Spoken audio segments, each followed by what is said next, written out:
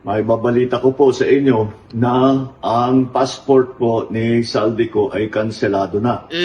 Yun, magandang balita po yan, ano? Na at least kansilado na po itong passport ni Zaldico, di ba? So, mukhang lumiliit na po kahit na sa ibang bansa po itong hinayupak na Zaldico na to, lumiliit na po yung kanyang mundo, di ba? Mukhang malapit na, di ba? So, ito ngayon yung bibigyan natin ng reaksyon mga pre, para naman na marinig nyo rin yung balita po, yung ibabalita po sa atin ng ating mahal na Pangulong Bongbong Marcos. Ayan na. Oh. Elisa Acera, shoutout po ha. Ayan, sa hindi pa po nakapag-like, share, subscribe sa ating YouTube channel, kalimbangin nyo na po yan. Ayan, at syempre mga pre, no, para maging updated po kayo sa mga uploads natin. Ring the notification bell, may TikTok, Facebook po tayo dyan. Magkita-kita po tayo dyan. Pwede nyo na pong i-follow yung ating mga social media accounts. So, ito na, pakinggan po natin yung magandang balita ng ating mahal na Pangulong Bongbong Marcos. Magandang araw po sa inyong lahat. Ito ay isa pang report na aking ibibigay tungkol sa mga investigasyon at kaso sa mga questionable flood control project. Ayan So, si PBBM po, uulitin ko po, ang ating Pangulo, seryoso po sa talagang seryoso po sa pagsugpo dito sa korupsyon sa ating bansa. So, inuna po ng ating mahal na Pangulo yung korupsyon po dito sa mga flood control na to. 'Di ba? At makikita naman po natin, hindi po tumatahimik yung Pangulo. Tuloy-tuloy lang po siya sa kanyang trabaho. Bluebird, salamat po sa pagbisita. Ayan, so tuloy-tuloy po ang ating Pangulo mga pre. No, wala po siyang pinipili. 'Di ba? Wala po siyang pinipili.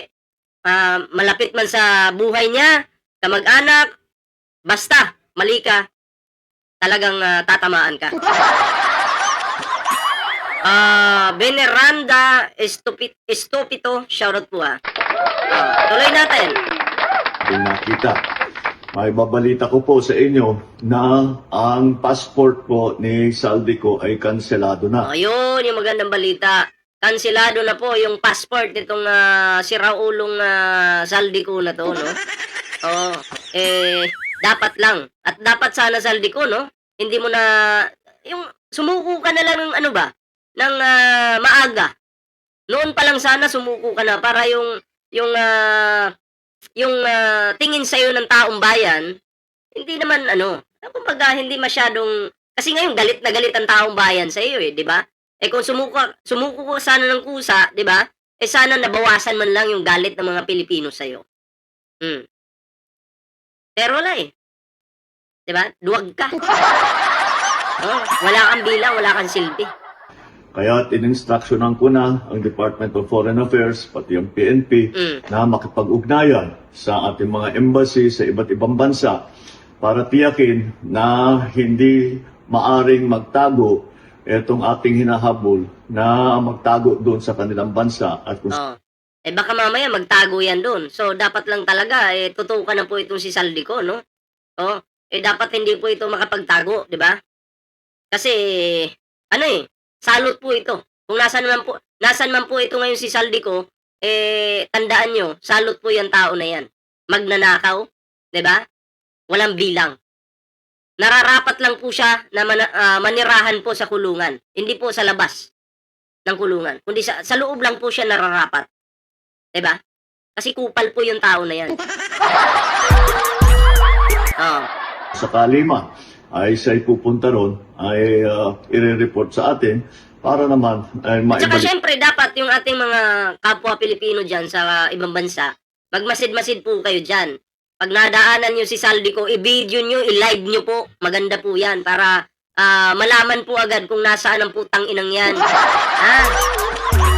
Para malaman agad. At para kalag ka rin na po yan, pauwi ng Pilipinas, putang ina talaga. Diba? Imagine tayo naghihirap dito sa ating bansa, binabaha yung kapwa natin Pilipino, yung iba namamatay, siya nagpapasarap lang. Sarap pagsasapakin no? Sarap tadyakan sa mukha, no? Itong Zaldico na to. Diba? Wala talagang kwenta. Nakakabuisit pag nakikita ko yung mukha. Oh, totoo po yan. natin siya dito sa Pilipinas. Kaugnay naman kay Sara Diskaya, sumuko naman siya kahapon sa NBI at nasa kustodya na siya ng NBI. Inaantay ang formal ng paglabas ng kanyang warrant of arrest. Ayan si Sara Diskaya naman, namumroblema daw po sa anak kasi may mga sakit yata, may mga ano yata yung kanyang anak, may mga problema yata sa, ewan ko, pag-iisip yata. Di umano pero, di ba dapat ang problemahin mo yung mga Pilipino na ninakawan ninyo? Ha? Di ba dapat yung mga Pilipino yung problemahin mo? Hindi yung mga anak mo. Yung mga anak mo, sagana sa salapian eh. Pinapalamo namin yung anak mo eh. Kami nagpapalamon dyan sa mga anak mo, buong pamilya mo. Ha? Ang problemahin mo sana yung mga binaha. Suzuki, shoutout po Oh. Yung mga binaha yung problemahin mo, wag yung anak mo. Sarap tanggalin ang nunal mo sa mukha eh. Kaya nakikita po natin, maganda naman ng takbo ng proseso at yung ating mga hinihilaang na kasama dito sa ganitong klaseng sindikato ay haharap sa hustisya. Asahan po ninyo na patuloy pa rin ang Tayo naman kasi mga pre, tayo naman, wala naman tayong pinipili, basta mali, di ba? Ating babanatan yan. Wala po tayong sasantuhin dito, wala pa tayong i-baby dito, di ba? Tularan po natin ang ating Pangulong Bongbong Marcos. Pag mali, mali. Di ba? Suplakin natin agad. ating investigasyon. Patuloy pa rin ang ating pagpila ng mga kaso upang tiyakin na ang mga guilty dito sa ganitong klaseng iskandalo ay haharap sa batas at bukod dyan ay maibalik ang ninakaw na pera sa taong bayan. Maraming salamat po. Yun, grabe no, ang sipag po ng ating Pangulo. Napakalupit ng ating Pangulo mga pre, no.